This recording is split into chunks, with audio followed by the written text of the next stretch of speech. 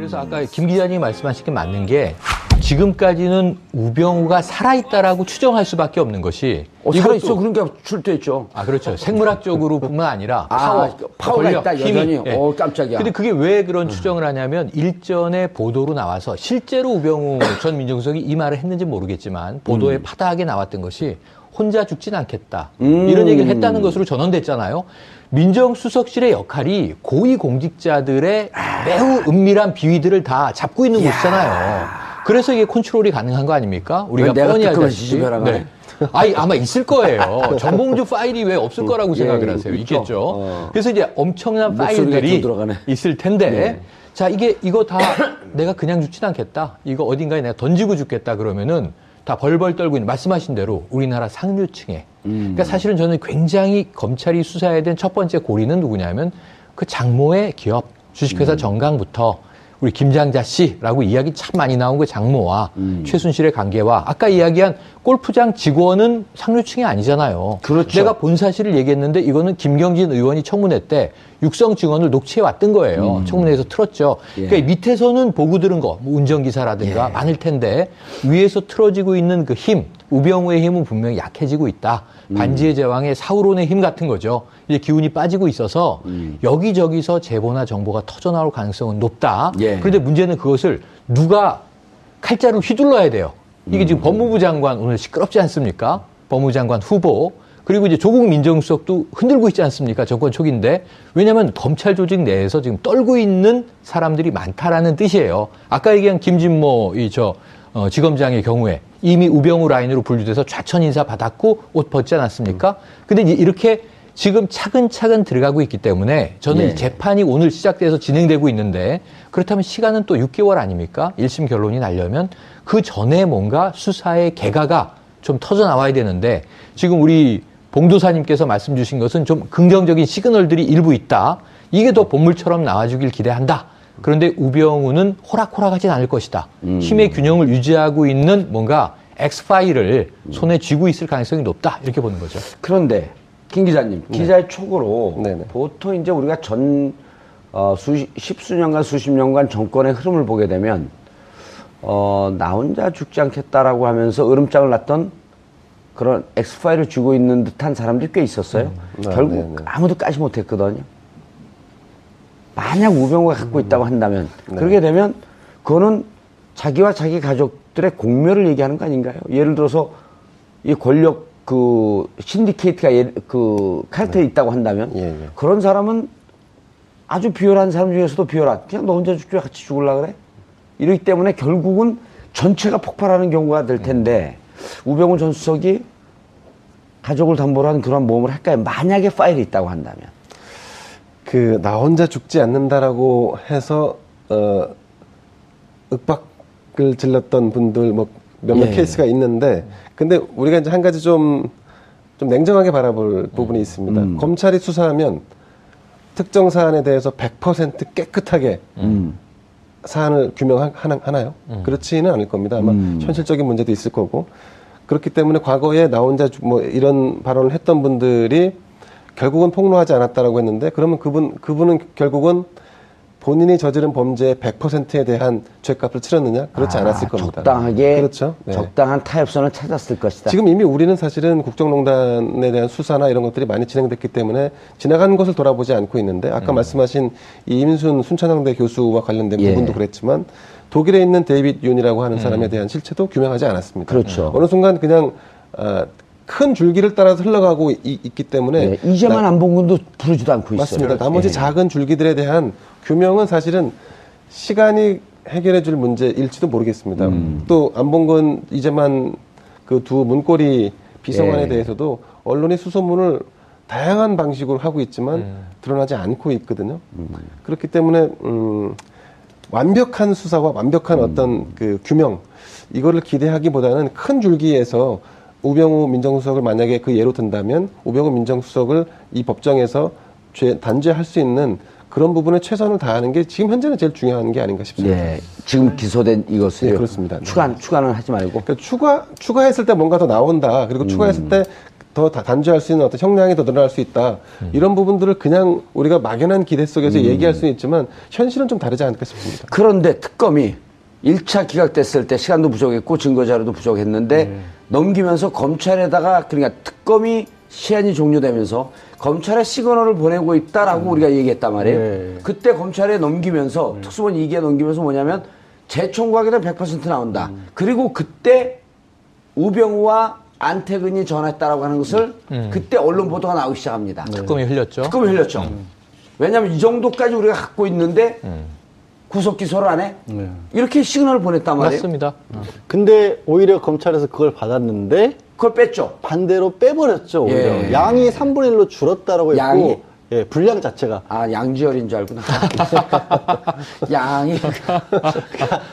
특검에서 1차 영장 예. 청구를 할 때와 검찰 분량이라고 특수본에서 해서 분량. 예, 양이 그러면 헷갈리니까. 분량이 줄어버렸다는 거예요. 예. 그래서 저를 포함해서 솔직히 예. 법조계에서 이렇게 평론을 했던 사람들도 그 얘기가 처음 알려졌을 때 그러면 검찰에서 핵심 사항만을 더 줄여서 명확한 것만을 지금 청구를 해서 발부 가능성을 높이기 위해서 그런 게 아니냐라는 생각을 했었어요. 그래서 검찰이 설마 그럼 일부러 봐주려고 했겠느냐라고 했는데 막상 영장이 기각이 됐고 실제 내용도 부실했다는 얘기까지 나오고 있거든요. 그럼요. 그리고 또 내용이 부실했다라고 하는 것도 언론의 기사가 정확하게 나왔거든요. 그것도 네. 우리가 그때 이렇게 추론했잖아요.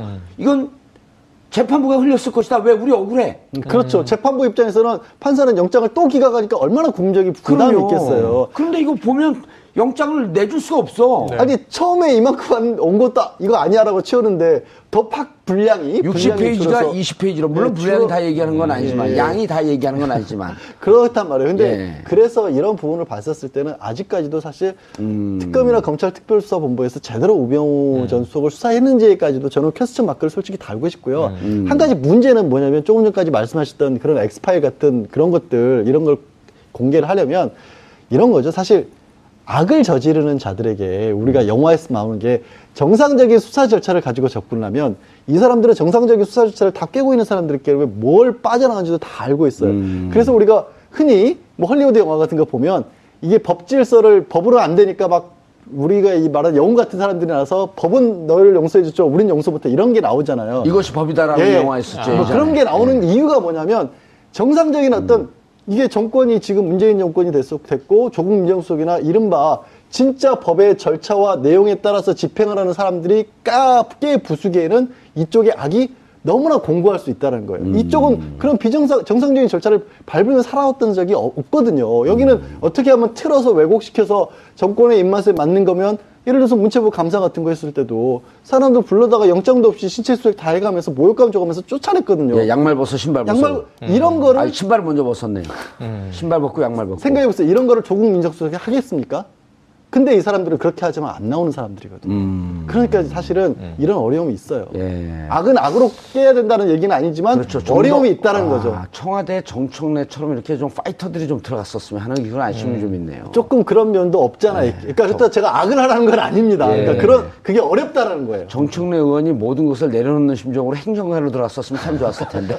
근데 양지열 변호사는 제가 참 존경하고 좋아하는 분인데 네. 오늘은 약간 좀 저수준으로 얘기하고 있어요. 너무 좀 폭력을 유발하는 발언을 하고 계신데 아니 지금 같은 미스테리 스릴러 영화에서도 고단수는요, 이 두뇌 플레이를 해서 이 쥐들을 궁지로 몰아넣는 거죠. 쥐. 청계천에 나오는 그래서 쥐. 스스로 토로하게 만들어요. 예. 자기들끼리 싸우게 만들고. 쥐가 막 말을 해요? 아니, 비유법입니다. 비유법. 죄송합니다. 네. 말하는 네. 쥐 하나 있었잖아요, 옛날에. 이 벤이라든가 이런 만화 영화는 있긴 한데요. 네, 그 미키마우스, 미스테리 스릴러. 미키마우스도 예, 있네요. 막 네. 쥐가 말을 하잖아요. 그런데 제 생각에 이거는 좀 웃자고 하는 얘기가 아니라 비극적인 비유인데 예. 아까 우병우 민정수석이 자 혼자 죽진 않겠다. 근데 실제로 엑스파일을 던진 경우도 있어요. 근데 본인이 죽습니다, 실제로. 그게 성완종 회장 같은 경우예요. 본인의 생명을 던지면서 내가 억울해서 못 살겠다.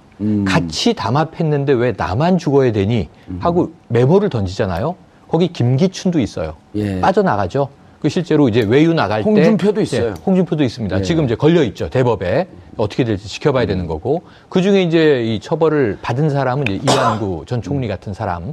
그래서 리스트를 엑스파일을 던지는 경우도 있습니다. 또 하나는 YS 초기로 넘어가 보면 하나회 척결이 제일 중요할 때.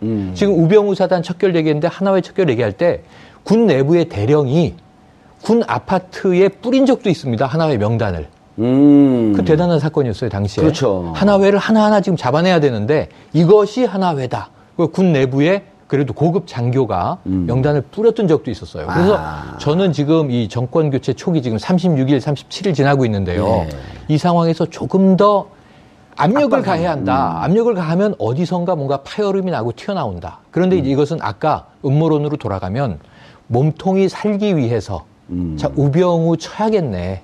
근데 우병우가 정말 그 내외부적으로 악랄한 인물이라고 가정을 하면 혼자 죽지 않고 함께 이제 물고 들어갈 가능성도 있는 거죠. 근데 여기서 힘의 균형이 언젠간 깨져요. 예, 그러면 이미 깨졌죠. 네. 자, 양지열 변호사님 다시 돌이켜보면 특수본 2기에서 우병우 수석에 대한 영장을 청구했고 나중에 안 얘기지만 60페이지가 넘는 특검의 영장 내용보다도 많은 내용이 빠진 상태에서 특히 세월호 외환 문제 이런 등등이 빠진 상태에서 20쪽 정도의 그 영장 청구 내용이었다는 거예요.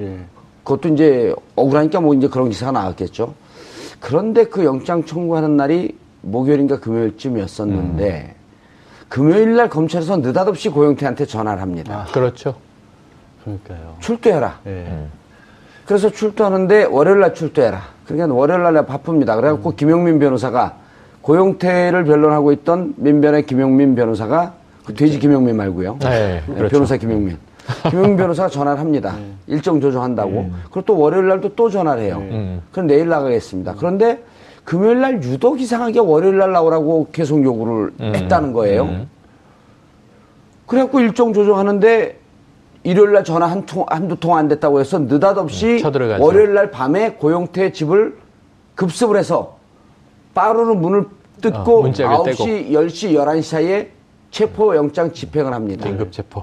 그럴 때 법원에서는 우병우 전 수석의 영장은 기각되죠. 맞아요.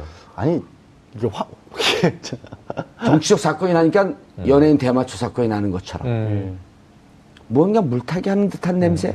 그렇다고 한다면 검찰 내부에 뭔가 이 움직였다. 사건을 기획했던 네. 그 팀은 존재하고 있다.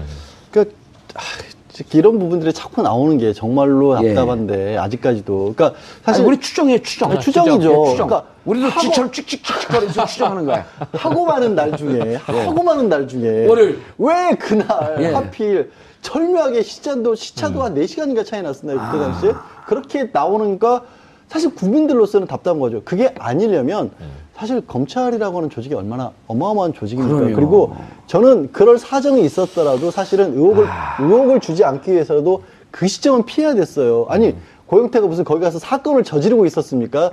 지금 개인적으로 체포돼서 구속된 부분은 개인끼리 사기와 관련된 부분이에요. 불법 도박 사이트 같은 데 투자했고 투자금 받은 거 자기가 유용했다 이런 거기 때문에 문제가 있으면 처벌을 해야지만 그날을 꼭 특정해서 해야 될 이론은 전혀 없었어요. 그렇죠. 그러니까 사실 그러니까 이런 음모론이 나오는 의혹을 거예요. 가지게 만드는 거예요. 예. 그러니까 그래서 이런 부분들을 명확하게 밝히려면 결국에 윤석열 지검장에게 제가 기대할 수 있는 게 그런 부분이죠. 하나. 예.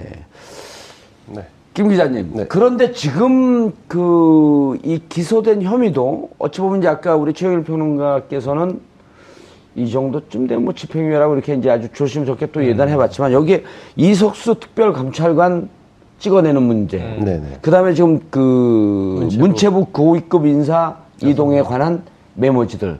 이런 건 점점 관여한 듯한 정황과 증거들이 나오고 있지 않아요? 정황적인 부분들이 나오고 있는 거죠. 그리고 점차 좀 줄여져 가고 있고. 네네. 김종덕 장관에게 우병우가 그 명단을 주니까 김종덕 전 문체부 장관이 납득 못한다. 근거 대라. 네. 그러니까 청와대 민정수석이 무엇을 알고 싶냐? 윗선까지 보고가 끝난 상황이니 그대로 하라. 이런 등등의 이제 얘기들이 나오기 시작하는 거예요. 그럼 이 사건 예를 들어 추가는 이제 검찰의 몫이지만 네네. 지금 이 사건 재판에 대해서는 또 어떻게 전망하나요? 아니 지금 같이 다 지금 이 8가지 혐의에 대한 예. 재판이 동시에 지금 진행되고 그렇죠. 있는 거지 예. 않습니까? 저는 뭐 어떤 결과가 나올지에 대해서 뭐 법조인이 아니기 때문에 뭐 예측하는 거는 좀 법조인들도 잘 예측 못해요. 그냥 물어보는 거예요. 우리가 제가. 있다 생각하는데 우리가 생각하는 그 수준보다는 낮은 단계 혹은 우리가 생각하는 것보다는 훨씬 미약한 단계의 그 판단을 내릴 가능성이 높아. 우리가 뭘 생각하는지 다 물어볼까요? 저는 무기징역 생각하는데. 아, 예. 그거보다 훨씬 더 낮은 단계. 예. 저는 아까 그 추가적인 부분 말씀하셨는데, 그럼 진짜 우병우 민정수석이 정말 그 우리 사회에 이를테면 이번 국정농단을 통해서 드러나 있는 어떤 그 걸러내야 할 어떤 제어를 해야 할 어떤 그런 부류 혹은 그런 세력. 세력으로 만약에 본다면 그러면 말씀하신 대로 그 재조사에 준하는 혹은 추가적인 수사를 하지 않고서는 이 지금 현재 8가지 예컨대 뭐 직무유기, 그 다음에 직권남용, 뭐 권리행사 방해 뭐 이런 부분 정도 가지고는 아마 큰 그 형벌을 받기는 어려울 것 같습니다. 네. 그런데 지난번에 아까도 잠깐 얘기했지만, 제가, 네. 그래서 제가 이제 우병우 수석이 변호사 생활을 했던 시절이 약 한 2년 안팎되는 것 같은데 그렇죠. 예. 그 사이에 있었던 수임료 문제는 지난번에 사실 명확하게 현미경처럼 들여다보지는 않았었습니다. 이를테면 이런 부분들을 조금 더 검찰이 의지를 갖고 좀 들여다본다면 그러면 조금 다른 얘기들이 좀 더 나올 수 있지 않을까 하는 그런 전망은 좀 해봅니다. 변호사 생활을 1년 조금 넘게 하지 않았나? 2013년 옷을 벗고 2014년 5월에 민정비서관으로 들어갔는. 그렇죠. 그랬으니까 한 1년? 예, 2012년, 그렇죠. 한 1년 남짓 했죠. 예. 네. 근데 그때 1년 남짓 했을 때 수임료는 적지 않았던 것으로 알려져 있습니다.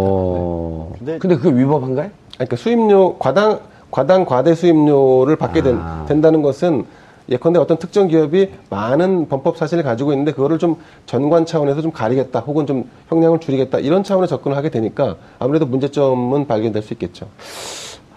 그때도 문제가 찾으면 있긴 있는데. 근데 생각보다 크진 않을 거예요. 형량 자체도 그렇고. 왜냐하면, 우전석은 사실 가진 게 굉장히 많은 사람입니다.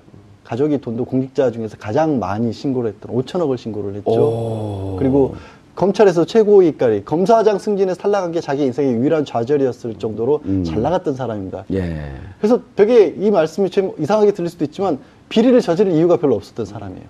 사실은 아쉬운 게 별로 없는 사람이거든요. 쉽게 말씀드려서. 그래서 드러내놓고 뭔가 큰 범죄 혐의로 찾아낸다는 건 저는 애초에 어렵다고 생각을 하지만 그러나 단죄해야 될 부분이 오늘 잘못된 인식에도 드러났어요. 오늘 법정에서 얘기를 했을 때 이런 얘기를 합니다. 이거는 이전 정권 차원에서 늘 민정수석이 해왔던 일이다. 그러니까 이게 잘못됐다는 인식 자체가 없어요. 권력을 지키는 일이었고 권력이 하는 일을 도와주는 게 민정수석의 일이라는 걸 스스로 도덕적 불감증. 도덕적 불감증이에요. 법용어 중에서요. 예를 들어서 양지열 변호사님, 저 최영일 평론가 죽이세요. 네? 잘못된 지시를 따르는 것도 범죄 행위라고 그러잖아요. 그러니까 근데 여기서도 무슨 얘기를 하냐면 이런 거죠. 그렇게까지 이게 잘못된 일이 나왔으면 그러면 어떻게 해야 되느냐를 놓고 봤을 때 말씀하신 것처럼 우리 법원은 분명히 위법한 상관의 명령이라는 걸 알면서 따랐다면 그것도 용서하지 않는다라는 게 그렇죠. 법원의 판단이고요. 또 그것도 하위직 공무원일 때는 좀 많이 달라질 수가 있어요. 예. 제가 아쉬운 게 없는 게 우병우 전 수석이라고 했지만 생계가 걸려있고 평생을 그 자리만 있었던 사람, 그 자리에서 나갔을 때는 아무것도 못하는 사람이라면 사실 참작의 여지가 있는데 우 전 수석은 그런 사람이 아니었어요. 가진 게 이만큼 있는데도 또 더 이만큼을 위해서 정권에 충실했다는 것을 스스로가 인정을 했어요. 다만 법으로 재단하는 데는 한계가 있을 거라는 겁니다. 안타깝지만. 알겠습니다. 안타깝지 않아요. 사필 규정. 분들이 결국은 폭로하지 않았다라고 했는데 그러면 그분은 결국은 본인이 저지른 범죄의 100%에 대한 죄값을 치렀느냐? 그렇지 않았을 겁니다. 적당하게 그렇죠. 네. 적당한 타협선을 찾았을 것이다. 지금 이미 우리는 사실은 국정농단에 대한 수사나 이런 것들이 많이 진행됐기 때문에 지나간 것을 돌아보지 않고 있는데 아까 말씀하신 이임순 순천향대 교수와 관련된 부분도 그랬지만 독일에 있는 데이빗 윤이라고 하는 사람에 대한 실체도 규명하지 않았습니다. 그렇죠. 어느 순간 그냥 큰 줄기를 따라서 흘러가고 있기 때문에 이재만 안봉근도 부르지도 않고 있어요. 맞습니다. 나머지 작은 줄기들에 대한 규명은 사실은 시간이 해결해 줄 문제일지도 모르겠습니다. 또 안봉근, 이재만 그 두 문고리 비서관에 대해서도 언론이 수소문을 다양한 방식으로 하고 있지만 드러나지 않고 있거든요. 그렇기 때문에 완벽한 수사와 완벽한 어떤 그 규명 이거를 기대하기보다는 큰 줄기에서 우병우 민정수석을 만약에 그 예로 든다면 우병우 민정수석을 이 법정에서 단죄할 수 있는 그런 부분에 최선을 다하는 게 지금 현재는 제일 중요한 게 아닌가 싶습니다. 예, 지금 기소된 이것을 그렇습니다. 추가는 하지 말고 그러니까 추가했을 때 뭔가 더 나온다. 그리고 추가했을 때 더 단죄할 수 있는 어떤 형량이 더 늘어날 수 있다. 이런 부분들을 그냥 우리가 막연한 기대 속에서 얘기할 수는 있지만 현실은 좀 다르지 않을까 싶습니다. 그런데 특검이 1차 기각됐을 때 시간도 부족했고 증거자료도 부족했는데 넘기면서 검찰에다가 그러니까 특검이 시한이 종료되면서 검찰에 시그널을 보내고 있다라고 우리가 얘기했단 말이에요. 네. 그때 검찰에 넘기면서 특수본 2기에 넘기면서 뭐냐면 재청구하게 되면 100% 나온다. 그리고 그때 우병우와 안태근이 전화했다라고 하는 것을 그때 언론 보도가 나오기 시작합니다. 특검이 흘렸죠. 특검이 흘렸죠. 왜냐하면 이 정도 그래서 아까 김 기자님이 말씀하신 게 맞는 게 지금까지는 우병우가 살아있다라고 추정할 수밖에 없는 것이 살아있어. 그러니까 출두했죠. 그렇죠. 생물학적으로뿐만 아니라 파워가 권력, 있다, 힘이. 여전히. 예. 깜짝이야. 근데 그게 왜 그런 추정을 하냐면 일전에 보도로 나와서 실제로 우병우 전 민정수석이 이 말을 했는지 모르겠지만 보도에 파다하게 나왔던 것이 혼자 죽진 않겠다. 이런 얘기를 했다는 것으로 전언됐잖아요. 민정수석실의 역할이 고위공직자들의 매우 은밀한 비위들을 다 잡고 있는 곳이잖아요. 그래서 이게 컨트롤이 가능한 거 아닙니까? 우리가 내가 뻔히 특검을 알다시피. 지지배라가네. 아마 있을 거예요. 정봉주 파일이 왜 없을 거라고 생각을 하세요? 있겠죠. 그래서 이제 엄청난 파일들이 있을 텐데, 자, 이거 다 내가 그냥 죽진 않겠다. 이거 어딘가에 내가 던지고 죽겠다 그러면은 다 벌벌 떨고 있는, 말씀하신 대로 우리나라 상류층에. 그러니까 사실은 저는 굉장히 검찰이 수사해야 된 첫 번째 고리는 누구냐면 그 장모의 기업, 주식회사 정강부터 우리 김장자 씨라고 이야기 참 많이 나온 그 장모와 최순실의 관계와 아까 이야기한 골프장 직원은 상류층이 아니잖아요. 그렇죠. 내가 본 사실을 얘기했는데 이거는 김경진 의원이 청문회 때 육성 증언을 녹취해 왔던 거예요. 청문회에서 틀었죠. 그러니까 밑에서는 보고 들은 거, 뭐 운전기사라든가 많을 텐데 위에서 틀어지고 있는 그 힘, 우병우의 힘은 분명히 약해지고 있다. 반지의 제왕의 사우론의 힘 같은 거죠. 이제 기운이 빠지고 있어서 여기저기서 제보나 정보가 터져나올 가능성은 높다. 그런데 문제는 그것을 누가 칼자루 휘둘러야 돼요. 이게 지금 법무부 장관 오늘 시끄럽지 않습니까? 법무부 장관 후보. 그리고 이제 조국 민정수석도 흔들고 있지 않습니까? 정권 초기인데. 왜냐하면 검찰 조직 내에서 지금 떨고 있는 사람들이 많다라는 뜻이에요. 아까 얘기한 김진모 지검장의 경우에. 흔히 뭐 헐리우드 영화 같은 거 보면 이게 법 질서를 법으로 안 되니까 막 우리가 이 말하는 영웅 같은 사람들이 나와서 법은 너희를 용서해줬죠. 우린 용서 못해. 이런 게 나오잖아요. 이것이 법이다라는 영화 있었죠. 그런 게 나오는 이유가 뭐냐면 정상적인 어떤 이게 정권이 지금 문재인 정권이 됐고 조국 민정수석이나 이른바 진짜 법의 절차와 내용에 따라서 집행을 하는 사람들이 꽤 부수기에는 이쪽의 악이 너무나 공고할 수 있다는 거예요. 이쪽은 그런 정상적인 절차를 밟으며 살아왔던 적이 없거든요. 여기는 어떻게 하면 틀어서 왜곡시켜서 정권의 입맛에 맞는 거면 예를 들어서 문체부 감사 같은 거 했을 때도 사람들 불러다가 영장도 없이 신체 수색 다 해가면서 모욕감 줘가면서 쫓아냈거든요. 양말 벗어, 신발 벗어. 이런 거를. 아니, 신발 먼저 벗었네. 신발 벗고 양말 벗고. 생각해보세요. 이런 거를 조국 민정수석이 하겠습니까? 근데 이 사람들은 그렇게 하지만 안 나오는 사람들이거든요. 그러니까 사실은 이런 어려움이 있어요.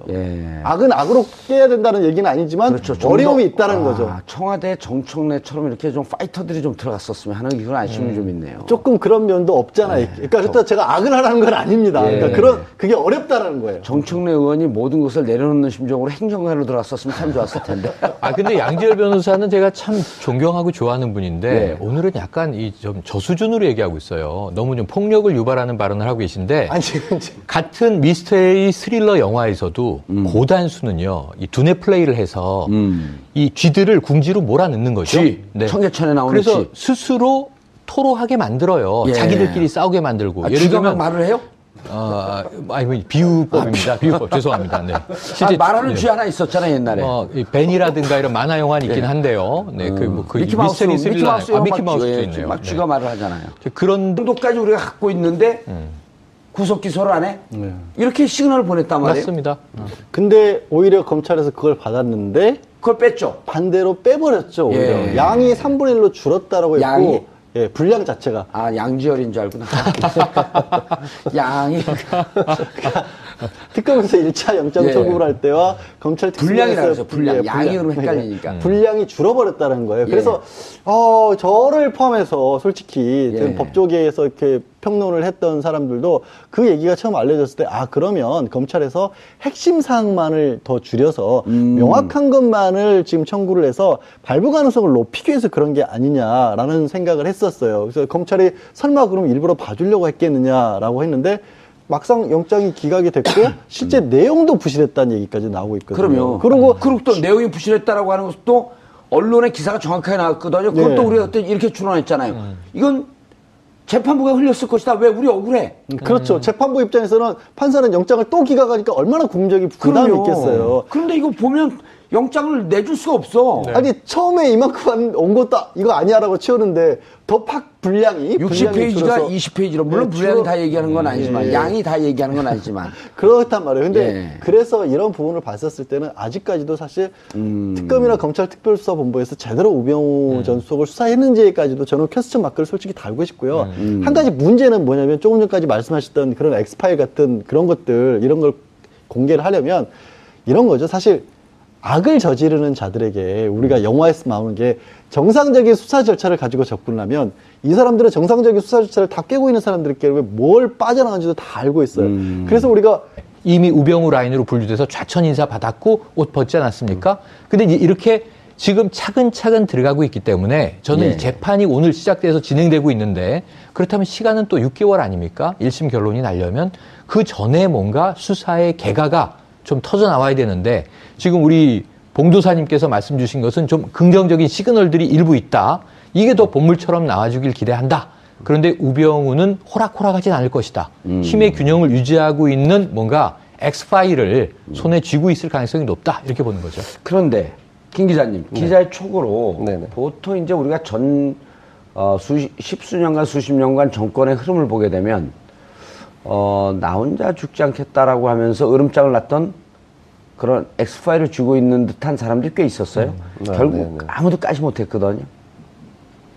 만약 우병우가 갖고 있다고 한다면 그렇게 되면 그거는 자기와 자기 가족들의 공멸을 얘기하는 거 아닌가요? 예를 들어서 이 권력 그 신디케이트가 그 카르텔이 있다고 한다면 예. 그런 사람은 아주 비열한 사람 중에서도 비열한 그냥 너 혼자 죽지 왜 같이 죽을라 그래?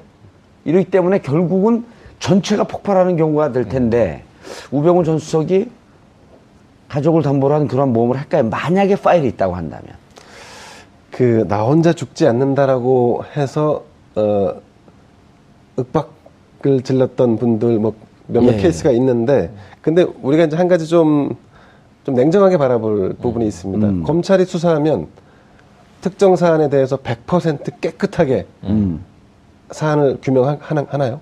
그렇지는 않을 겁니다. 아마 현실적인 문제도 있을 거고 그렇기 때문에 과거에 나 혼자 이런 발언을 했던